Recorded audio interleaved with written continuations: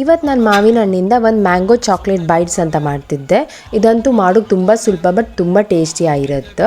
ಅದನ್ನು ಮಾಡೋಕ್ಕೆ ನಾನು ಇವತ್ತು ಅಕ್ಷಯ್ ಕಲ್ಪ ಅವರ ಆ್ಯಪಿಂದ ಬೇಕಪ್ ಪ್ರಾಡಕ್ಟ್ಸನ್ನೆಲ್ಲ ಆರ್ಡರ್ ಮಾಡಿದೆ. ಇದು 100% ನ್ಯಾಚುರಲ್ ಆರ್ಗ್ಯಾನಿಕ್ ಪ್ರಾಡಕ್ಟ್. ಇದಕ್ಕೆ ಯಾವುದೇ ಥರದ ಕೆಮಿಕಲ್ಸ್ ಅಥವಾ ಆ್ಯಂಟಿಬಯೋಟಿಕ್ಸ್ ಯೂಸ್ ಮಾಡೋದಿಲ್ಲ.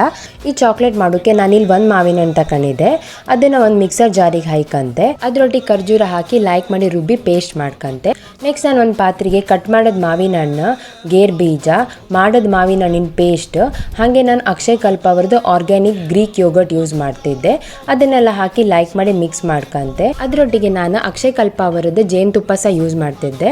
ಅದನ್ನೆಲ್ಲ ಹಾಕಿ ಲೈಕ್ ಮಾಡಿ ಮಿಕ್ಸ್ ಮಾಡ್ಕೊಂಡು ಬಟರ್ ಪೇಪರ್ ಅಥವಾ ಒಂದು ಪ್ಲಾಸ್ಟಿಕ್ ಮೇಲೆ ಹೀಗೆ ಹಾಕ್ತಾ ಹೋಯ್ಕ. ಆಮೇಲೆ ಅದನ್ನು ಒಂದು 2 ಗಂಟೆ ಹೊತ್ತು ಫ್ರೀಸ್ ಮಾಡ್ಕತ್ತು. ನಾನಿಲ್ಲಿ ಡಾರ್ಕ್ ಚಾಕ್ಲೇಟ್ ತಗೊಂಡಿದ್ದೆ. ಅದನ್ನು ಚಂದ ಮಾಡಿ ಕಟ್ ಮಾಡ್ಕೊಂಡು ಲೈಕ್ ಮಾಡಿ ಮೆಲ್ಟ್ ಮಾಡ್ಕಂತೆ. ಇದು ಕಂಪ್ಲೀಟಾಗಿ ಮೆಲ್ಟ್ ಆದಮೇಲೆ ಫ್ರೀಸ್ ಮಾಡಿದ ಮಾವಿನ ಹಣ್ಣನ್ನು ತೆಗೆದು ಈ ಮೆಲ್ಟ್ ಮಾಡೋ ಚಾಕ್ಲೇಟ್ ಒಳಗೆ ಹಾಕಿ ಲೈಕ್ ಮಾಡಿ ಕೋಟ್ ಮಾಡ್ಕಂತೆ. ಇದೊಂದು 5 ಸೆಕೆಂಡ್ ಒಳಗೆ ಅದರಷ್ಟಕ್ಕೆ ಗಟ್ಟಿ ಆಯ್ತು. ಆಗ ಹೆಲ್ತಿ ಹಾಗೆ ಡಿಲಿಷಿಯಸ್ ಆದ ಮ್ಯಾಂಗೋ ಚಾಕ್ಲೇಟ್ ಬೈಟ್ ರೆಡಿ ಆಯ್ತು.